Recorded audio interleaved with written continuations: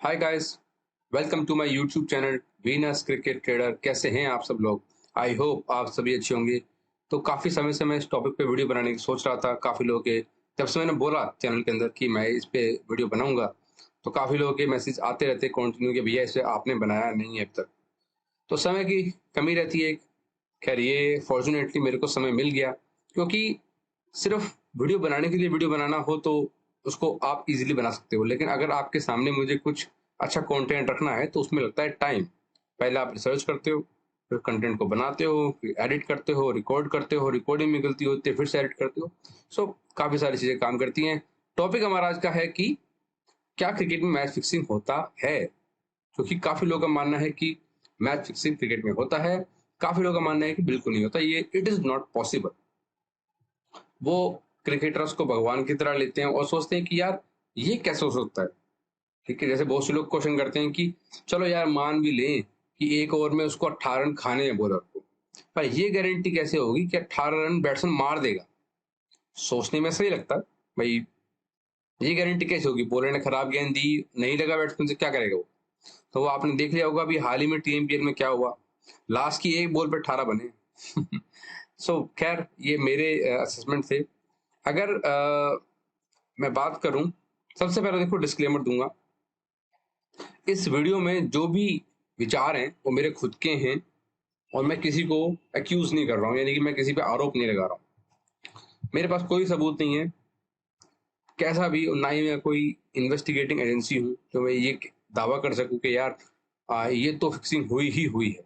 नहीं, ये मेरे अजम्पशंस हैं। जो भी मैं कह रहा हूं एक हाइपोथेटिकल सिनेरियो आपके सामने रख रहा हूं, और हो सकता है कि ये सही हो सकता है कि ये गलत हो। ठीक हो गया? तो इन सभी चीजों को ध्यान में रख के हम आगे बढ़ेंगे।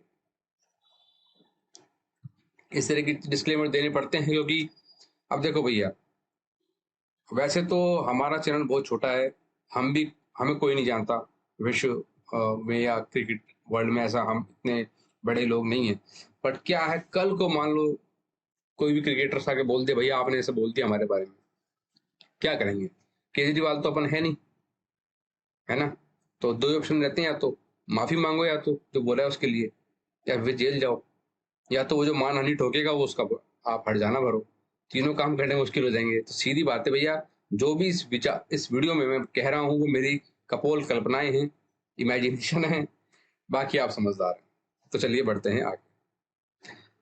जो लोग कहते हैं कि देखो क्रिकेट में फिक्सिंग नहीं होती, फिक्सिंग का जो सबसे पहला ये वो टाइम है जब मैंने क्रिकेट देखना स्टार्ट किया था, और फिक्सिंग वगैरह इतना अपने को पता नहीं था, लेकिन बाद में थोड़ा इस बारे में पढ़ना हमने स्टार्ट किया मैगजीन्स वगैरह में। तो साउथ अफ्रीका के एक ब्रिलियंट कैप्टन थे, हैंसी क्रोनिए, जो फिक्सिंग के विवाद में फंसे। और मैंने बाकायदा अखबार की कटिंग लगाई है, आप राइट साइड में देख सकते हैं, और लेफ्ट साइड में आप देख सकते हैं कि Cronje was killed in a private plane accident. Hansie Cronje ये एक्सेप्ट कर चुके थे कि उन्होंने मैच फिक्सिंग की है, उन्होंने पैसा बुकी से लिया है, ये एक्सेप्ट कर चुके थे। तो ऐसा नहीं है कि इन पे सिर्फ आरोप है, नहीं, वो उन आरोपों को स्वीकार भी कर चुके हैं। ठीक है? तो अब मेरा आपसे सवाल ये है कि आप लोग कई बार बोलते हैं ना कि माफियाओं के कुछ नहीं होता, सब बकचोदी है, तो मेरे को ये समझाए, हैंसी क्रोनिए कोई बिजनेस टाइकून तो था नहीं। अंबानी, अडानी, टाटा, बिरला, अमेजन का मालिक जो है, एप्पल का जो मालिक है, उसकी तरह तो था नहीं। वो जस्ट एक क्रिकेटर था। वो जब भी दौरे पर आता था तो टीम के साथ आता था। ठीक है? और टीम के साथ जाता था प्लेन में। चलो मान लिया कि ये जो घटना है ये, भाई टीम का उससे कोई लेने देना था नहीं, तब भी वो प्राइवेट प्लेन से क्यों आ रहा था? मेरा सवाल यहाँ पे ये। उसको तो कोई नॉर्मल प्लेन में आना था भाई। ज्यादा उसको प्रिवेसी चाहिए थी तो इकोनॉमी की जगह बिजनेस क्लास की टिकट ले लेता। ठीक हो गया ना? पर वो प्राइवेट प्लेन में क्यों आ रहा था? और उस प्राइवेट प्लेन का एक्सीडेंट भी हो गया। है ना इत्तेफाक? खूबसूरत इत्तेफाक। आप इसे इत्तेफाक कह सकते हो और मेरे लिए कुछ और ही है। ये बात हुई हैंजी क्रोनी की। नेक्स्ट जो सस्पिशियस चीज है वो है आपकी बॉब वुलमर की डेथ। पाकिस्तान 2007 के वर्ल्ड कप में आयरलैंड से हारा, और एक छोटी टीम और थी उससे भी हारा है, बाहर हो गया। उस वर्ल्ड कप में भारत भी बाहर हुआ था। बांग्लादेश से आके। खैर, पर उस समय की बांग्लादेश की टीम और उस समय की आयरलैंड टीम में जमीन आसमान का डिफरेंस था। आयरलैंड जो आज है, आज से 16 साल पहले नहीं थी। ऐसी मान के चलो आयरलैंड आप उस टाइम पे, जैसी आज मैं बोल दूं नेपाल या यूएई। सो बहुत बड़ा डिफरेंस था पाकिस्तान में और आयरलैंड की टीम में। तो जब इनका आखिरी मैच था, उससे एक रात पहले बॉब वुलमर की संदिग्ध हालत में मौत हो गई। अगर आपने जन्नत मूवी देखी हो तो उसमें भी एक इंसिडेंट दिखाया गया है जहां पे कोच की डेथ हो जाती है। ठीक है, सेम जो उन्होंने लिया था ना आइडिया, वो इसी से लिया था।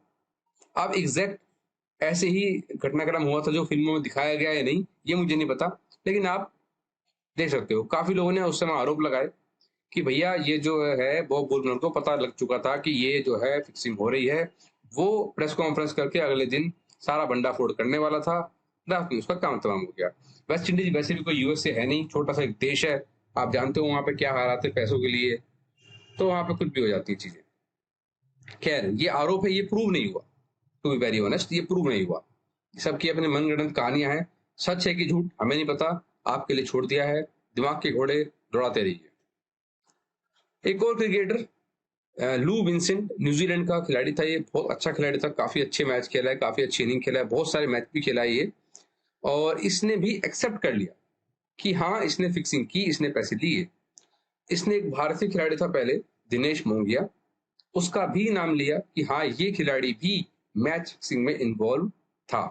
तो एक और खिलाड़ी आपके सामने आया है जो मैच फिक्सिंग को कबूल कर चुका है। इसने हालांकि इनके एक पूर्व खिलाड़ी और था क्रिस केन्स, उस पर भी आरोप लगाया कि भाई ये भी मैच फिक्सिंग करता था, इनफैक्ट इसके इशारों पे मैं काम करता था।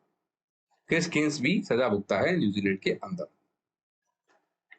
ये इंसिडेंट तो काफी लोगों को पता होगा जो क्रिकेट लास्ट 10-12 साल से फॉलो कर रहे हैं। 2010 में पाकिस्तान गया था इंग्लैंड के दौरे पे, और वहां पे सलमान बट, मोहम्मद आसिफ और मोहम्मद आमिर को फिक्सिंग में पकड़ा गया। ये भी प्रूव हो गया। सलमान बट पे 10 साल, आसिफ पे आपका 5 साल कम से कम, और 5 साल का बैन लगा मोहम्मद आमिर पे। सलमान बट पे इसलिए लगा क्योंकि वो कप्तान था। अगर आप देखो तो ये 4 में से 3 मैटर तो मैं आपको वो दिखा चुका हूं जो प्रूव हो गए, जिनमें क्रिकेटर्स ने ये एक्सेप्ट कर लिया कि मैंने फिक्सिंग की, मैंने बेईमानी की अपने देश के साथ, अपने क्लब के साथ। तो मेरा आपसे सवाल है कि ये चोरियां वो हैं जो पकड़ी गई, उन चोरियों का क्या? जो पकड़ी ही नहीं गई, क्या वो चोरी नहीं है? आप कैसे डिसाइड करेंगे कि कब चोरी हुई है और कब नहीं हुई? ये तो खिलाड़ियों का वीडियो एविडेंस मिल गया। अजरुद्दीन और जडेजा का किस्सा भी था, वैसे मैंने वो नहीं डाला इसमें, बट ये सब सारे केसेस वो जो रिकॉर्डेड है, जिनके प्रूफ मिल गए, तो ये पकड़े गए। अदरवाइज मैच फिक्सिंग को पकड़ना इज वेरी वेरी टफ। आपको एक और इंटरेस्टिंग चीज बताता हूं जो आपको किसी ने बताई नहीं होगी आज तक, दिमाग के घोड़े खुल जाएंगे आपके। 2007 में एक रूल आया कि अगर आप नो बॉल फेंकते हैं बॉलर, तो नेक्स्ट बॉल जो होगी वो फ्री हिट होगी, और आप जानते हो उस पर खिलाड़ी आउट नहीं हो सकता सिवाय रन आउट के। आपको बताऊं, एक मैच में जो नो बॉल फेंकने का जो एवरेज होता है, वो 2007 से पहले, इस नियम के आने से पहले था 1.43। अगर मैं इसको सरल भाषा में कहूं तो 100 मैचों में 143 143 नो बॉल डाली जा रही थी, ये नियम के आने से पहले। और जब ये नियम आया, उसके बाद से आज तक का जो एवरेज है वो 1.18 है, यानी कि 100 में 118 नो बॉल डाली जा रही है। सिर्फ 25 बॉल का डिफरेंस आया है। आप देखो, एक नियम बना जो बॉलर को पीनलाइज करने के लिए था। उसमें यह था कि अगर आप नो बॉल डालते हो तो नेक्स्ट बॉल फ्री हिट होगी। और एक और बात, यहाँ नो बॉल का जिक्र ये नहीं है कि सिर्फ पांव की नो बॉल हो, वेट साइड की हो तो भी, बाउंसर वाली हो, सेकंड बाउंसर तो भी, आपने फील्डर अंदर किए हैं तो भी, आपका हाथ लग गया स्टंप पे तो भी, हर तरह की नो बॉल्स पे जो फ्री हिट आपको मिलती है, विच मीन्स नो बॉल का सिग्निफिकेंस है वो बहुत बड़ा हो गया। इट्स लाइक ए क्राइम आज के मॉडर्न टाइम में। फिर भी जो डिफरेंस है नो बॉल के नियम, फ्री हिट नियम आने से पहले और फ्री हिट आने के बाद, वो सिर्फ 17% का है, सिर्फ 17% का। और ये सिर्फ वन डे इंटरनेशनल्स का है, क्योंकि वनडे इंटरनेशनल में इतना फर्क नहीं पड़ता, कंपैरेटिवली पड़ता है बट उतना नहीं जितना T20 पड़ता है। और मैंने आपको ये वनडे इंटरनेशनल कर दिया है, मैंने इसमें T20 तो काउंट ही नहीं किया।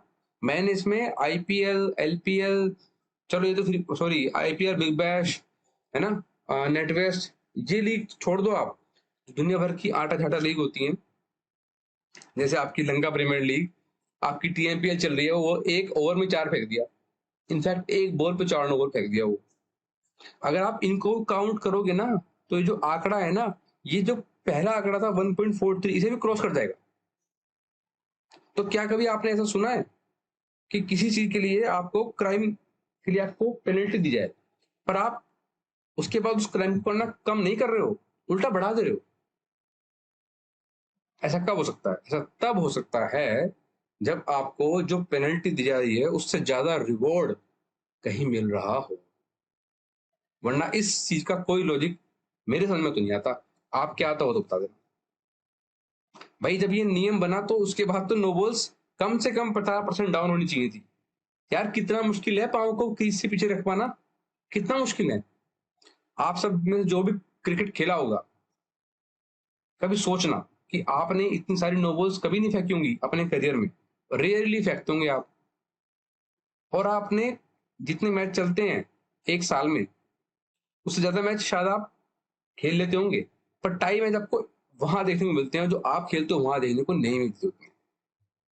तो ये सब इत्तेफाक नहीं है, ऐसा मेरा मानना है। ये तो वही वाली बात हो गई, आपका चालान पहले था कि भैया आप बिना हेलमेट के जा रहे हो, कोई चालान नहीं है, ठीक है।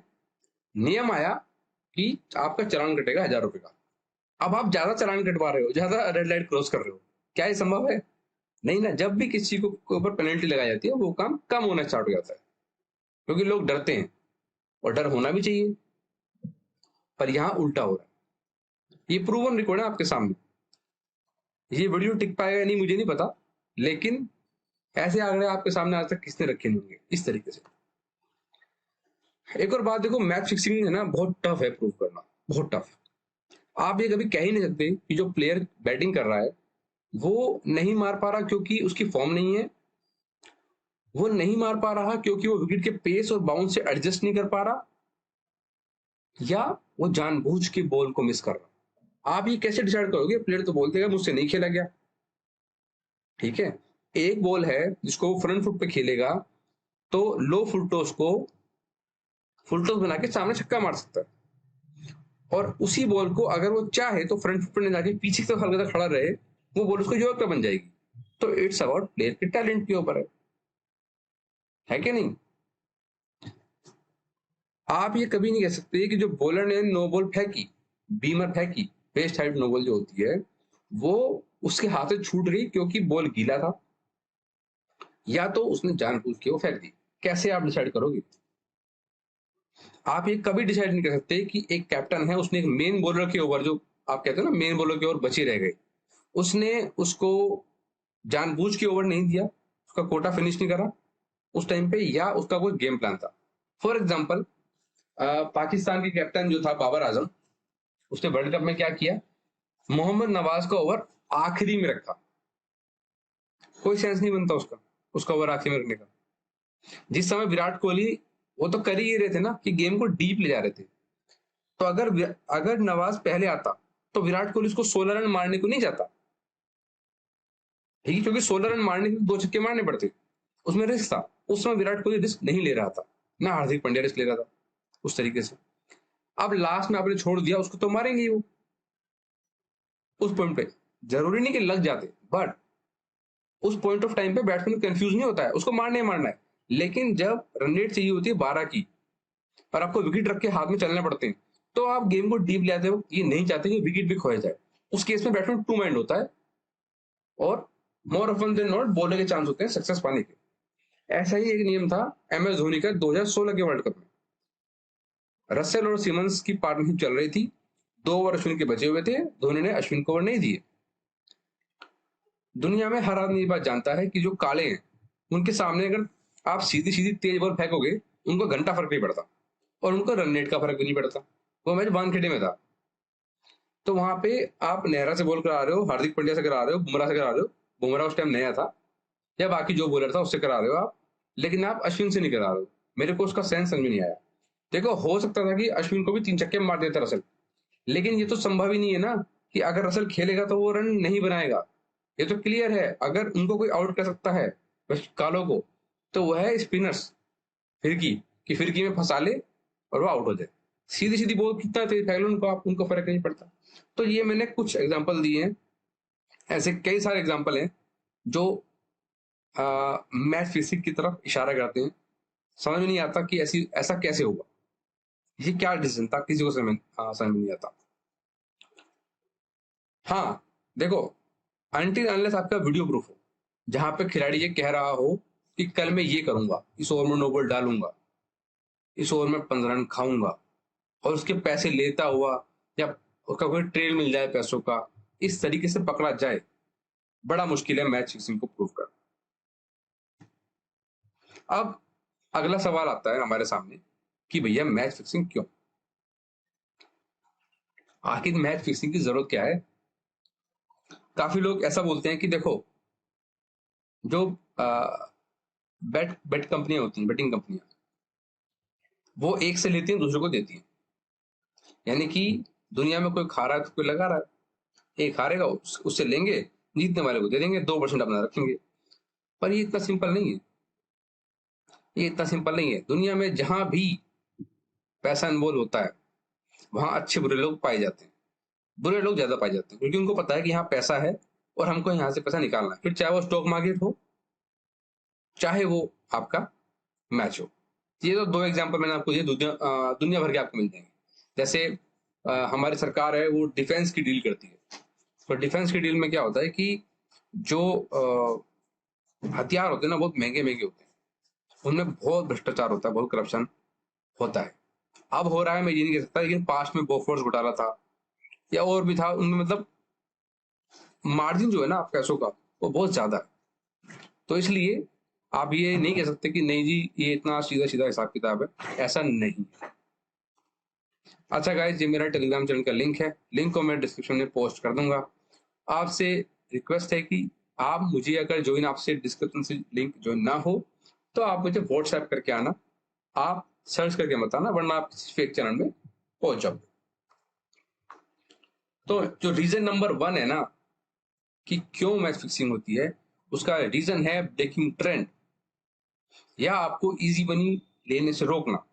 अगर मार्केट में कोई ट्रेंड बन जाएगा, लेट से सबको पता है कि इंडिया और बांग्लादेश का मैच है, 30% इंडिया खुल रही है, और आपको पूरा भरोसा है कि ईमानदारी का मैच होगा, इंडिया जीतनी है, तो आप क्या करोगे, ठाके एक पीटी लगा दोगे, मैच खत्म होने के बाद 30,000 लेके चले जाओगे। ठीक हो गया, ठीक हो गया ना। तो मुझे बताओ जरा, इतना शानदार रिटर्न कहाँ है दुनिया में। स्टॉक मार्केट में जो अच्छे अच्छे इन्वेस्टर हैं, चाहे आप बात करें राकेश झुनझुनवाला की, चाहे आप बात करें विजय केडिया की, चाहे आप बात करें इवन वॉरेन बफे की, 12 से 15% से ऊपर का रिटर्न नहीं है एनुअली। एनुअली यानी कि अगर आप एक साल में 1 लाख रुपए डालते हो स्टॉक मार्केट में, तो आप 15,000 रुपए कमा सकते हो मैक्सिमम। ये ऑन एन एवरेज बता रहा हूँ, किस साल आपको घाटा भी होगा, किस साल आप ब्रेक इवन पे रहोगे, पर जो एक एवरेज निकाला गया है वो 15% का है अच्छे ट्रेडर्स का।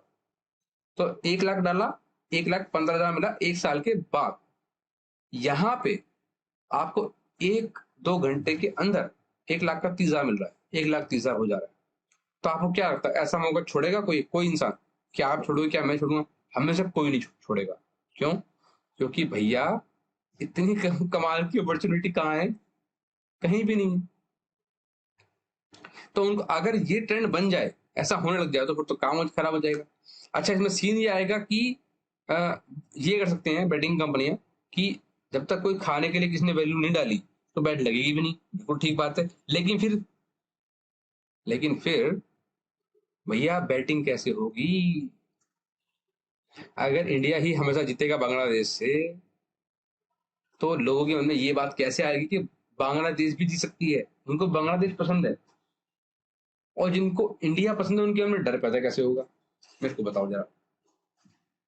सो बहुत जरूरी है ट्रेंड को तोड़ना, पैटर्न को तोड़ना। उनके हाथ में बहुत अच्छी पावर है, जब देखा कि मैच पे पैसा लग ही रहा है फेवरेट टीम पे सिर्फ, तो मैच को उड़ा दो। और जब देखा कि लोग सिर्फ खाई जा रहे हैं फेवरेट टीम को, तो मैच को सुधारो। सो सबसे बड़ा कारण जो है मैच फिक्सिंग का वो है उनको ट्रेंड को तोड़ना है, या मैं कहूँ कोई पैटर्न नहीं बनने देना। एक और चीज जैसे सेशन होते हैं, बैटिंग पिच बनती है आजकल के टाइम में, तो आप देखोगे सेशंस जो है वो यस करना लोग ज्यादा पसंद करते हैं। तो अगर मेरे को पता है यार 6 ओवर में 48 रन दे रहा है वो, तो भाई मैं तो यस ही यस करूंगा, और वो बनना भी चाहिए। पर अगर सब काम इतना सीधा सीधा हो जाएगा तो फिर दुनिया में तो चीजें बहुत आसान हो जाएंगी, जबकि दुनिया में कुछ भी सीधा सीधा नहीं होता, आप भी जानते हैं। मोरल ऑफ द स्टोरी ये है कि क्योंकि उनको आपके माइंड में कंफ्यूजन क्रिएट करना है, एक डर क्रिएट करना है, इसलिए वो ऐसा हमारे साथ करते हैं। मैच फिक्सिंग की नीड इसलिए है। दूसरी बात भैया देखो, माफिया को चाहिए पैसा, माफिया नीड्स मनी, और अगर किसी को जीतना है तो किसी को तो हारना पड़ेगा। जो लोग इस समय बड़े माफिया के नीचे काम करते हैं, लोग जो पैसा बनाते हैं ऊपर बैठ के, उनके पास रखे हैं 10 करोड़ रुपए। अब उनको 10 करोड़ में पैसा बनाना है, शाम को 13 करोड़ करना उसका, कैसे करेंगे? सिर्फ अपने आप से पैसा लगा देंगे तो कुछ होगा नहीं ना, सामने भी तो किसी का पैसा लगना चाहिए। बैटिंग का सिद्धांत अल्टीमेटली वही आएगा, एक से लेकर दूसरे को देना। पॉइंट ये कि कौन कटता है, भंटार एक कद्दू है, कद्दू कटता कटेगा सब में बटेगा, तो जो कद्दू कटेगा तो कद्दू को लाना भी तो है ना मार्केट तक। सो अगर उनको पैसा जीतना है तो किसी को तो हारना पड़ेगा ना, तो बहुत सारे छोटे छोटे लोग हारेंगे, तब जाके माफिया का पेट भरेगा। ये है सिस्टम, इसलिए भी मैच फिक्सिंग की जरूरत है। अगर मैच फिक्स नहीं होगा तो वो लोग पैसा नहीं लगाएंगे अपना, ना ना ना ना ना। वो आपकी और मेरी तरह क्रिकेट से प्यार नहीं करते, ना वो क्रिकेटर से प्यार करते, उनको सिर्फ अपने पैसे से प्यार है। उनको क्रेविंग्स नहीं है कि उनको डेली मैच खेलना ही खेलना है।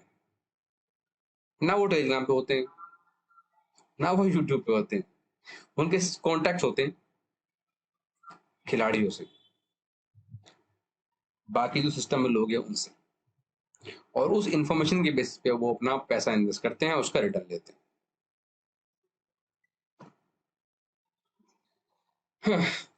अब बात आती है कि लोग इन्वॉल्व कौन होते हैं मैच फिक्सिंग के अंदर। तो मैंने काफी सारे लिखे हैं। सबसे पहली प्रजाति जिसके बगैर ये संभव ही नहीं है, वो है क्रिकेटर्स। भाई अगर घोड़ा आपके काबू में नहीं है तो रेस तो भूल जाओ। तो वो सिस्टम है। जो क्रिकेटर्स हैं, अब देखो उनके लिए भी मजबूरी है ना यार, किसी भी क्रिकेटर का सक्सेसफुल क्रिकेटर का जो करियर है वो 15-16 साल से ऊपर का नहीं होता। आप विराट कोहली को देख लो, 8 से खेल रहा है। आप विराट कोहली अपने करियर की एंड फेज में है, शायद 2-3 साल और खेलेगा, उसके बाद सूनर देन लेटर उसको जाना होगा। या सेम विराट रोहित शर्मा के बारे में, धवन भी अपने एंड टाइम में चल रहा है। तो क्रिकेटर्स को पता है कि यार हमारे पास 15-16 साल जो है ना कमाने के यही है। इसी बीच वो भी अगर हम लकी रहे, हम अच्छा खेलते रहे कंटिन्यू, तो काफी खिलाड़ी ऐसे हैं जो कुछ समय आते हैं फिर गायब हो जाते हैं।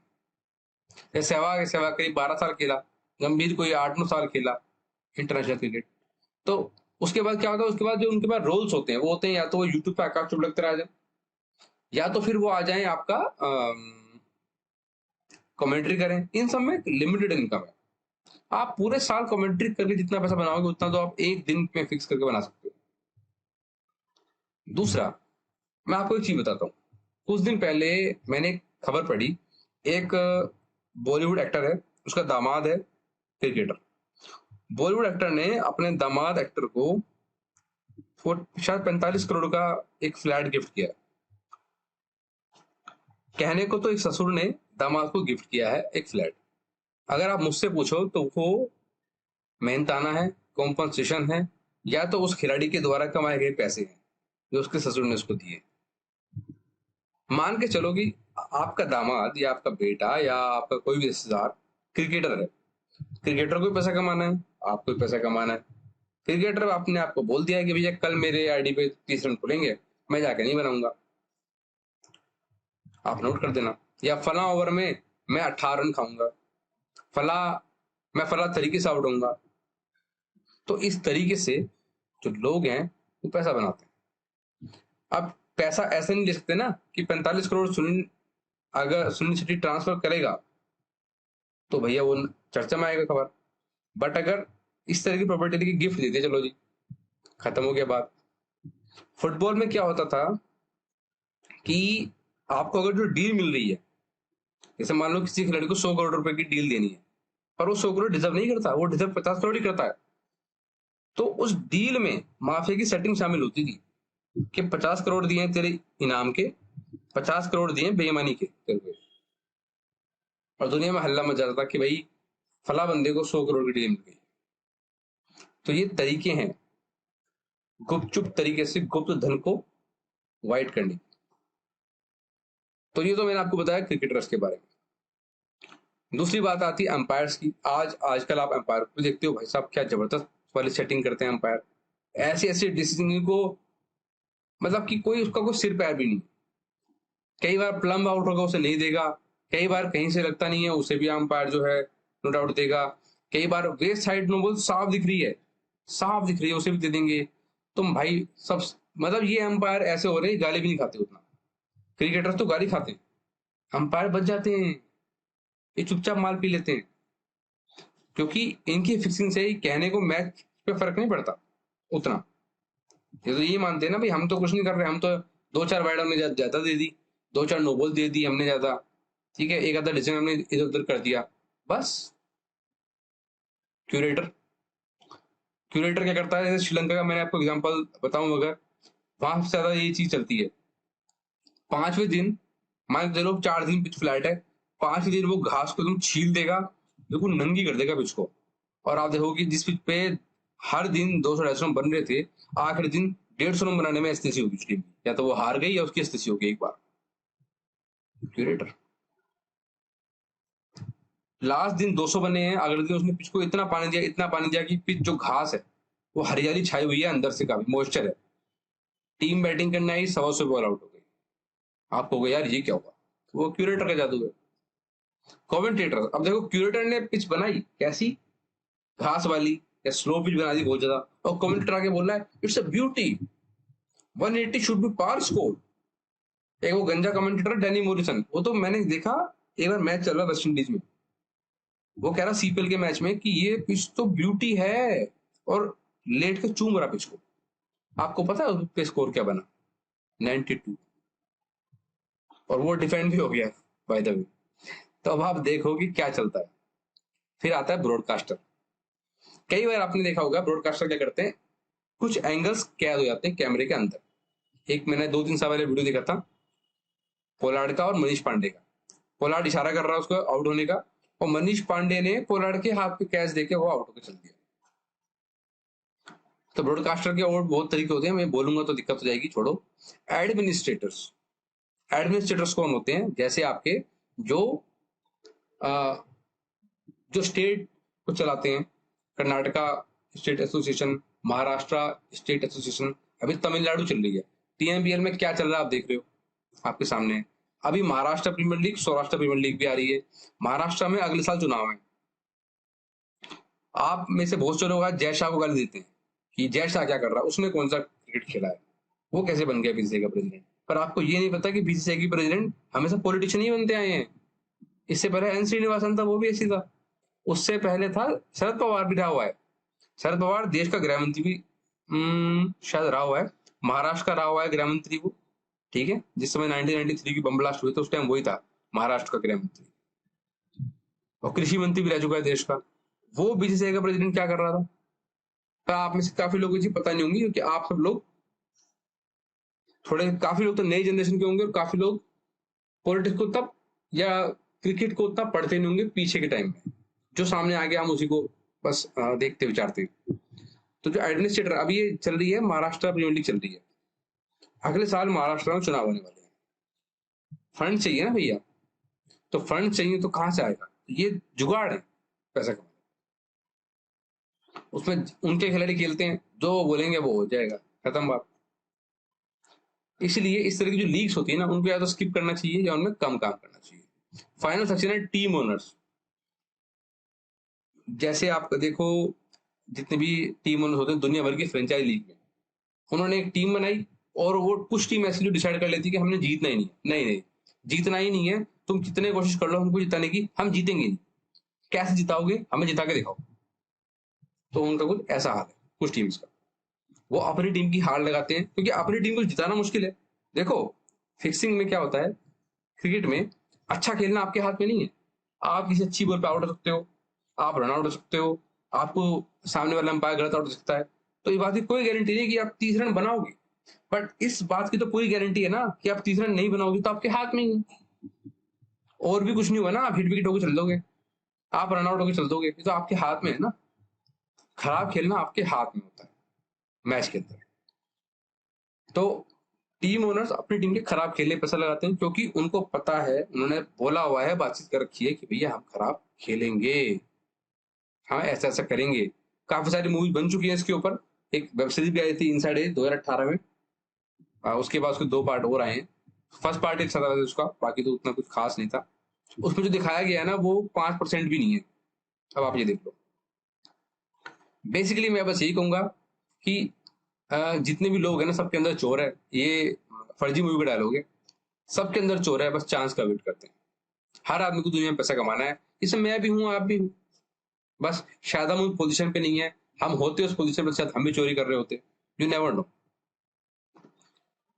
अब जो भी इसके पार्ट्स बनेंगे, क्योंकि वीडियो ऑलरेडी काफी लंबा हो चुका है, तो मैं जो इसके टॉपिक्स हैं जो भी हैं वो आने वाली वीडियो में बनाऊंगा।